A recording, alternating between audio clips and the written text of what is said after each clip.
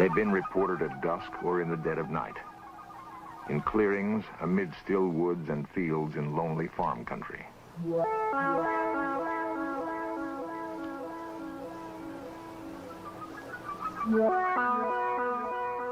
Sometimes they come in silence, sometimes with quiet thunder.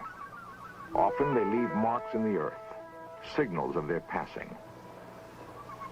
They've been seen but fleetingly, and their extraordinary presence creates a frightening mystery. In fields from West Virginia through Wisconsin to Oregon are the beginnings of answers.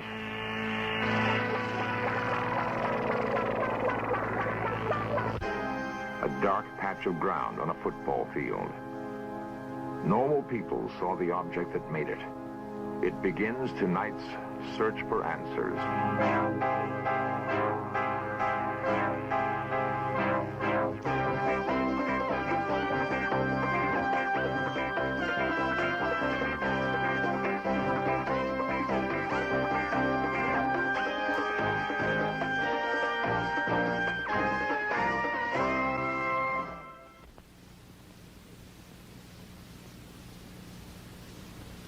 On June 24th, 1947, an Idaho businessman named Kenneth Arnold was flying his private plane near Washington's Mount Rainier.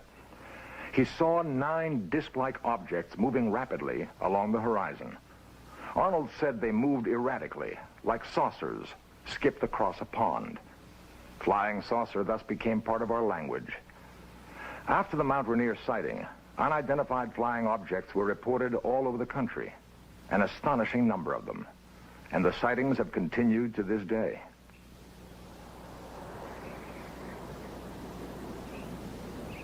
A chill morning in Mellon, Wisconsin. Quiet fields and quiet people. Yet something remarkable happened on the Mellontown Road. Something that would have seemed incredible if it hadn't happened to people as down to earth as the town of Mellon itself.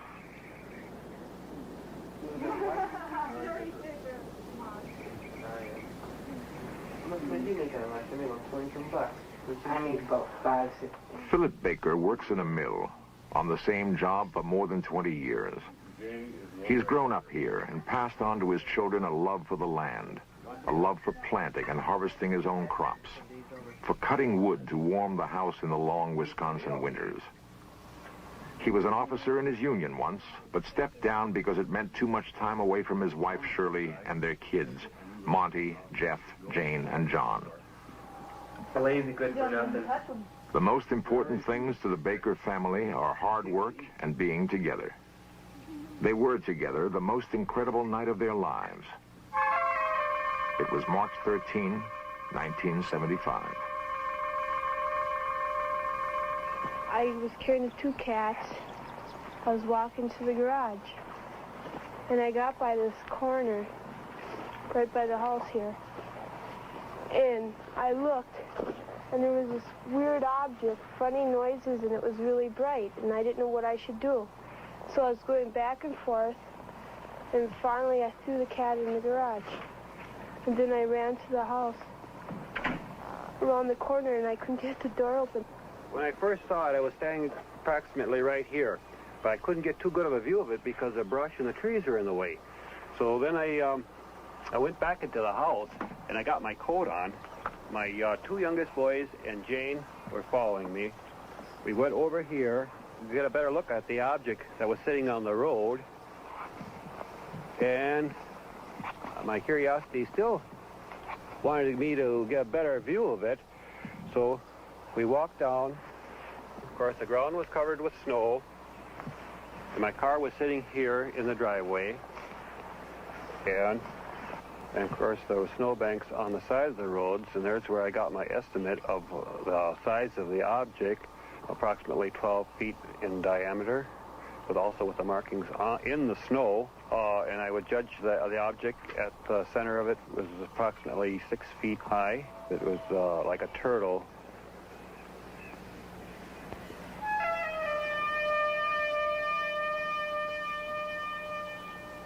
My 2 boys and my girl started to proceed here closer. My girl told me not to go any closer to it. She ran back in the house. He was going to go walking up to it, and I went back to the house and told my mom that he was going to go up there and get closer to it. And she came out and she yelled at him. My wife came out and hollered at me and told me not to be foolish and go any closer to it, not knowing exactly what the object was on the road. And of course I did get a very good view of it from here, as there was nothing blocking my vision on the road.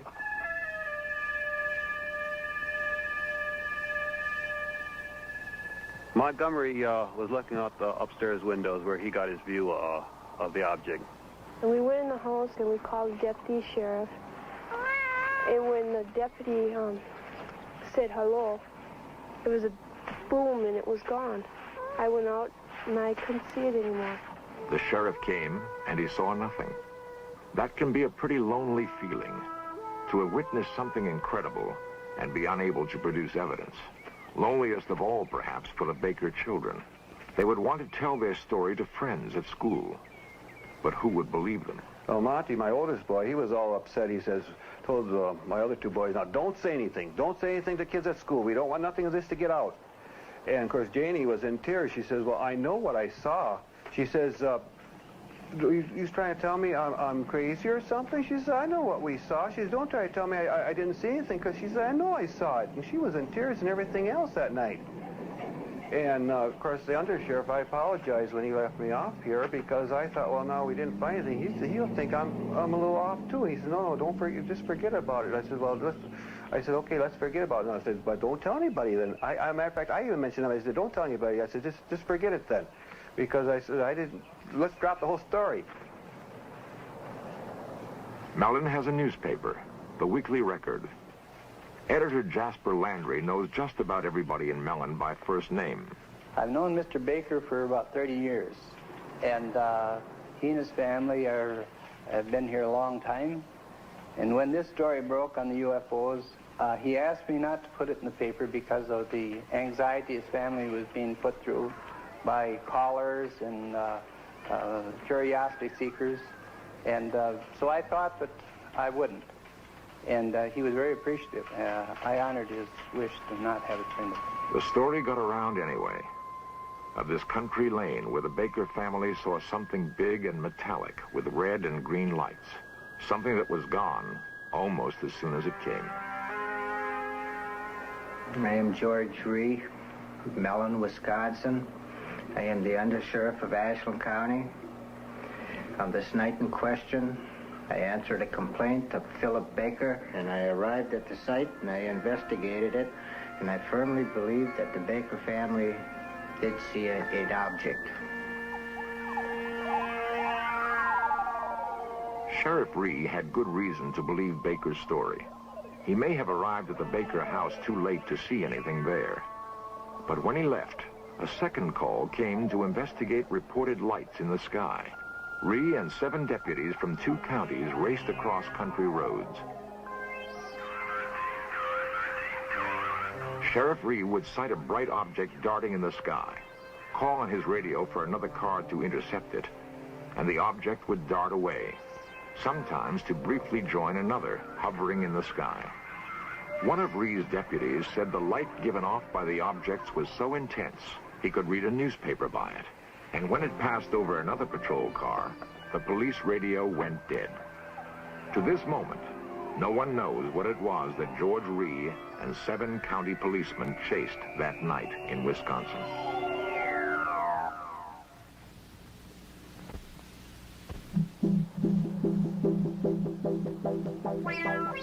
Big Chimney, West Virginia.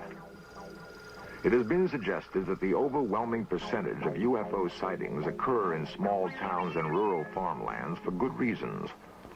The view is less obstructed, for one thing. The residents are more likely to be looking up at the sky, more sensitive to the changing lights above. It's about 9:30 in the night. We were driving north on 119 towards Clendon, and my wife saw some intensely bright lights in the sky, and she commented that this was the brightest airplane light that she'd ever seen. I looked up, and there this big diamond-shaped object with big flat ends set right above the treetops. Carroll Critchfield pursued his UFO to the spot where he saw it set down and found marks that could have been made by landing gear.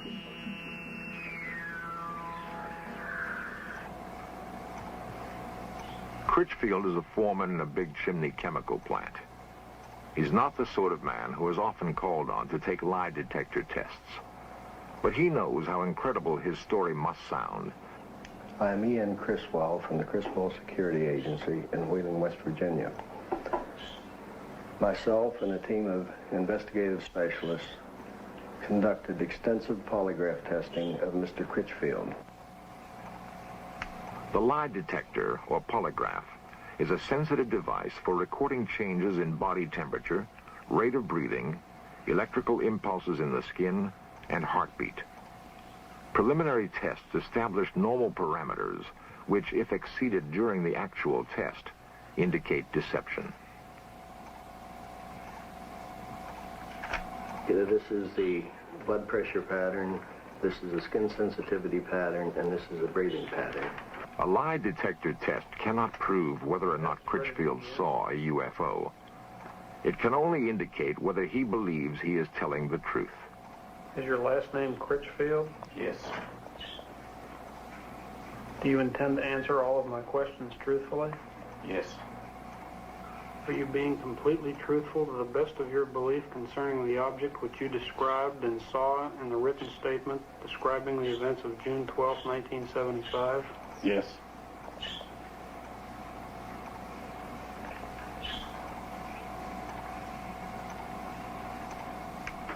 Are you being truthful when you say that in the first 35 years of your life you have never lied to a police officer?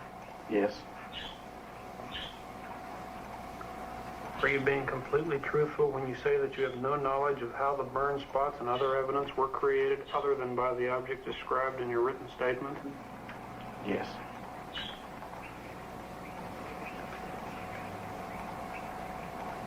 The test is now over.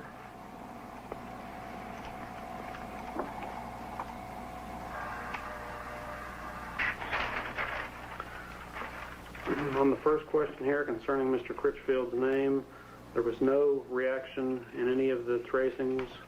On the second question concerning the, does he plan to answer all questions truthfully? Again, there were no reactions indicating deception. On question number 3 concerning the object that Mr. Critchfield described in a written statement previous to this examination, there were no reactions significant of deception. On the question concerning the burn spots and the other evidence left by the object, there were no reactions indicative of deception. And it is our opinion that Mr. Critchfield has told the complete truth about all statements concerning the object he cited on June 12, 1975. It would be unusual indeed if a man not noted for vivid imagination and guile could invent a story about a UFO and then control half a dozen involuntary body functions in such a way as to fool a sophisticated machine and experienced technicians. Much easier to believe that something extraordinary happened on a hilltop in Big Chimney, West Virginia. Something that touched Carroll Critchfield's life and left him wondering.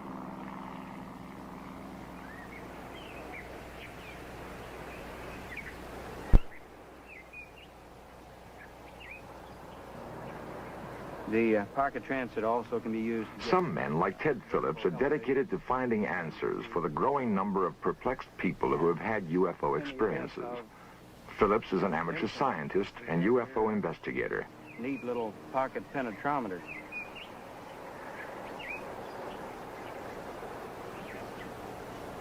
Phillips has taken soil samples at dozens of reported UFO landing sites. He and his fellow investigators have amassed reports of no less than 60,000 UFO sightings in the past 30 years. Many of these were fairly easy to explain. Conventional aircraft, weather balloons, flocks of geese. But more than 900 cases remain unexplained. Phillips has an important ally in his search, the University of Kansas Aerospace Science Laboratory. It is the place he sends soil samples for analysis. Dr. Edward Zeller is the man in charge.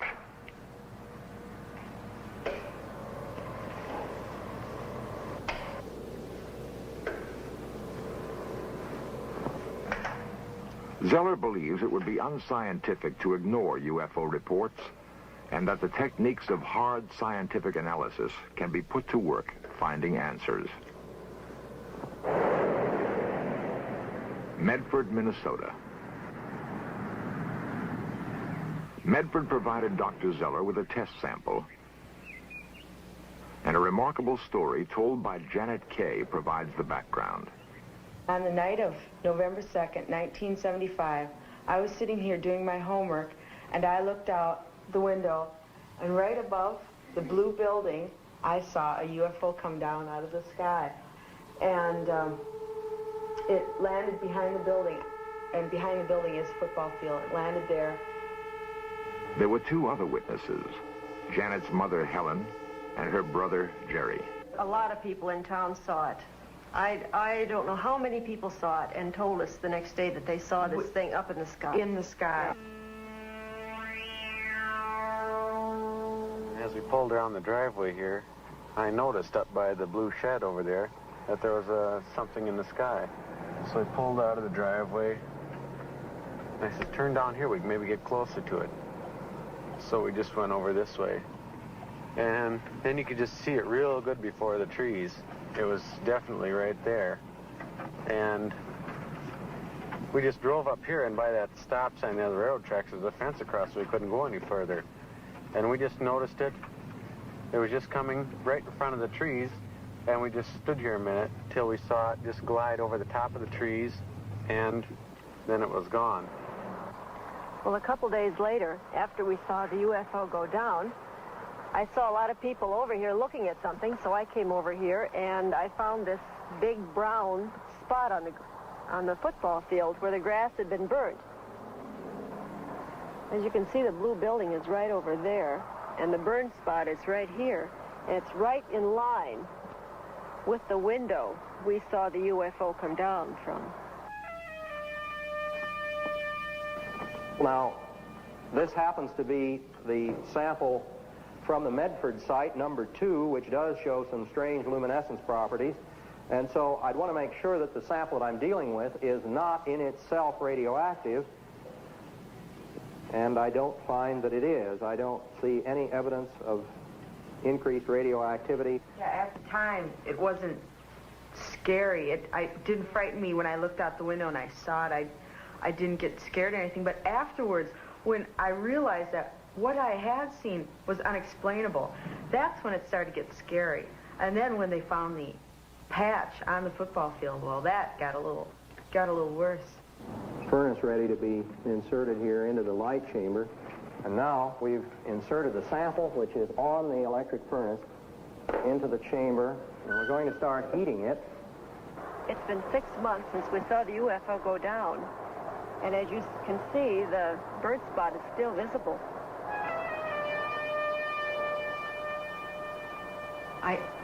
I just wish I knew what it was. Don't you think so? Yeah, I mean, if it was something, you know, from another country or something the Army was putting up in the air, I wish they'd come and tell us that, that this was it, and not just leave us out here thinking that it was something from some outer space place. I'd be satisfied with any kind of an explanation. Well, we're going to start off here by looking then at the glow curves, which I ran about 2 months ago on the Medford site. And if we look at the curve at the center of the site, we see that there's just a very small rise here. That is, the luminescence peak is very small. At the edge of the site, as we proceed along here, at the edge of the site, we discover the intense luminescence. Now, this luminescence that we are observing is apparently the result of some sort of radiation effect. It looks, at least, as though that particular sample at the edge of the site has been subjected to some kind of high-energy radiation. If I had never seen a UFO, I wouldn't believe in it. I wouldn't believe me if I were you. Because I have nothing to show you. I can't say, you know, I saw this. I just have nothing. All you have is my word. But there is more than just Mrs. Kay's word.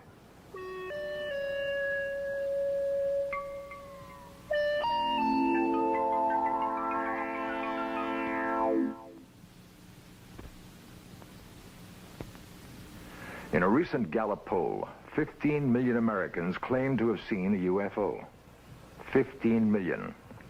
The same poll showed that 51% of the adult population is convinced that flying saucers are real.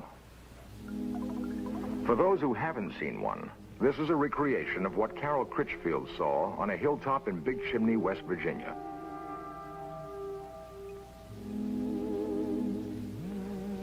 The artist used the same technique that a police artist would use in recreating the features of a suspect from the descriptions of witnesses.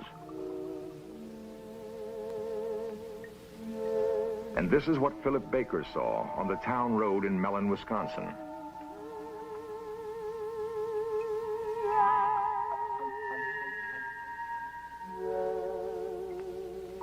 Helen Kay and her children saw this object land on a football field in Medford, Minnesota.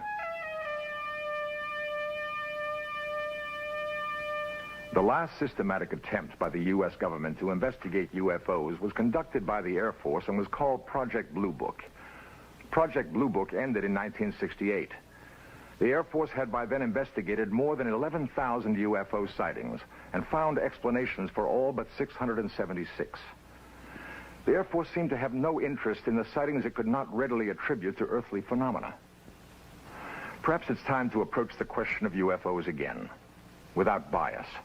For we can only hope that if we are being studied by aliens, it is with more thoroughness and care than we have focused on them.